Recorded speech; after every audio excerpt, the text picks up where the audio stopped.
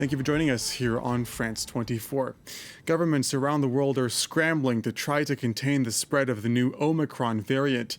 Dozens of countries have either banned travel to and from southern Africa or beefed up entry restrictions, such as mandating a quarantine period for arriving travelers. The new COVID-19 mutation, first identified in South Africa, has already been detected in 8 other countries.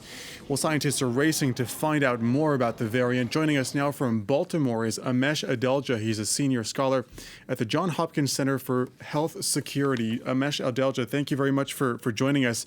Let me start by asking you a simple question. On a scale of 1 to 10, how concerned are you? I'm concerned because there is a lot of mutations in this variant that seem to have the ability to possibly make this transmit more rapidly, as well as evade some of the immunity from vaccines. So I would say I'm probably at a 5 right now. I think we need to still learn a lot more, but I think there's enough that we need to take this very seriously and run this down. So we're getting early indications that this variant is more transmissible than other variants that we've previously detected because of the number of mutations on its spike protein. What does this exactly mean? Well, the spike protein is the portion of the virus that the virus uses to enter our cells. It's also what our vaccines induce antibodies and immunity to. It's what our monoclonal antibodies target. So when you have mutations in the spike protein, that means that might allow it to attach to cells more efficiently. It may allow it to evade some of the antibodies that are generated by vaccines or evade the protection from monoclonal antibodies. So the spike protein is sort of the most important part of the virus from where it comes to vaccines, monoclonal antibodies, and how the virus actually transmits and enters our cells.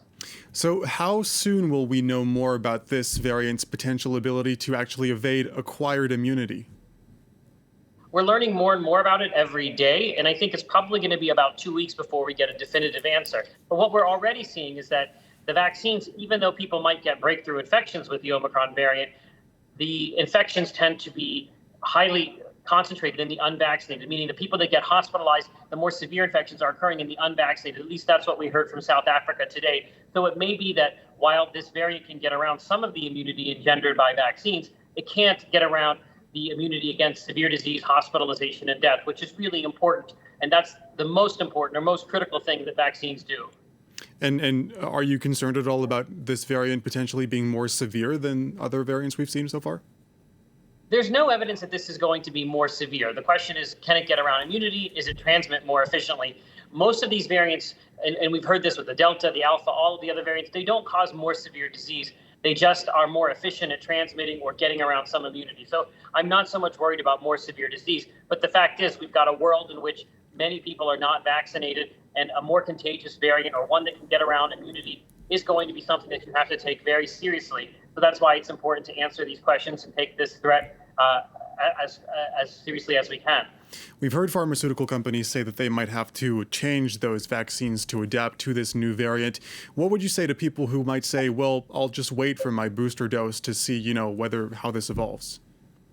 That's the wrong way to look at it. So even if the pharmaceutical companies decide to update their vaccines, it's clear that these vaccines are going to provide protection against serious disease, hospitalization, and death. That's what we're already hearing from South Africa. So getting vaccinated now is one way to fortify yourself against this variant. And I think that's the important message. And it's not surprising that this variant was first discovered and is spreading in a country where there's only about 25% of the population fully vaccinated.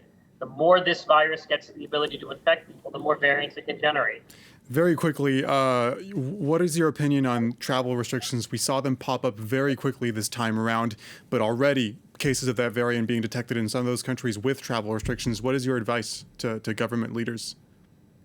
Don't enact travel restrictions. We know they don't work. We know they actually penalize countries and stigmatize countries. South Africa did a great job by discovering this variant and publicizing it and sharing their data with the world. But instead of getting praise, what they're getting is punishment. And we know that this variant has long left South Africa if that's where it originated. We know there are cases in Belgium that have no link to South Africa. There's cases in Italy and the UK and Germany, and I'm sure there are cases probably in France and the United States that have not been identified yet. So an efficiently spreading virus like that, you just have to assume that the variants are everywhere. Amesh Adalja, senior scholar at the Johns Hopkins Center for Health Security. We thank you very much for your time and your analysis.